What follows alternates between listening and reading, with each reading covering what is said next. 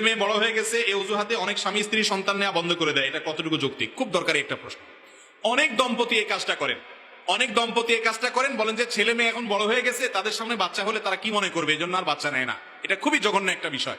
মনে রাখবেন, পশ্চিমা দুনিয়ার মানুষরা আমাদেরকে বুঝাইছে যে ছেলে হোক মেয়ে হোক দুইটা হলে সুখী পরিবার হওয়া যায়, ছোট পরিবার সুখী পরিবার। আমরা দেখি যত দুঃখ হয় আজকাল, বেশিরভাগ দুঃখ হয় হলো ওই তথাকথিত ছোট পরিবারের মধ্যে।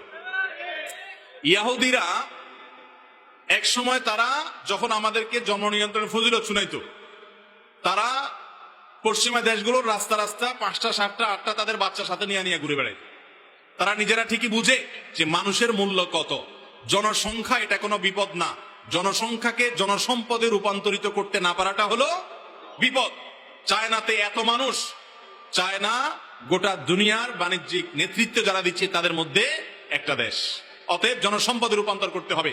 বেশিরভাগ মা বাপ যারা জন্ম নিয়ন্ত্রণ করতে করতে ছেলে হোক মেয়ে হোক একটা বা দুইটা বেশি না হওয়াটাকে মনে করে আধুনিকতা।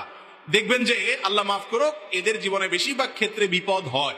যাদের 5-6টা ছেলে মেয়ে হয়ে যায়, দেখেন একটা না একটা মানুষ হয়, সবগুলো অমানুষ হয়, এটার পরিমাণ অনেক কম থাকে। বিধায় এবারে বিদেশত থাকা উচিত না। ছেলে মেয়ে বড় হয়েছে এই অজুহাতে বাচ্চা আর নেব না, এটা কোনো জায়েজ হতে পারে না। হ্যাঁ, আপনার শারীরিক কোনো অসুবিধা আছে, তাহলে আপনি সাময়িক জন্মবিরতিকরণের যে প্রক্রিয়া সেটা অবলম্বন করতে পারেন, কিন্তু এইটা কোনো গ্রহণযোগ্য অজুহাত না যে বাচ্চা বড় হয়ে গেছে এখন নিলে কেমন দেখা যায়, খারাপ দেখা যায়, এটা ভুল।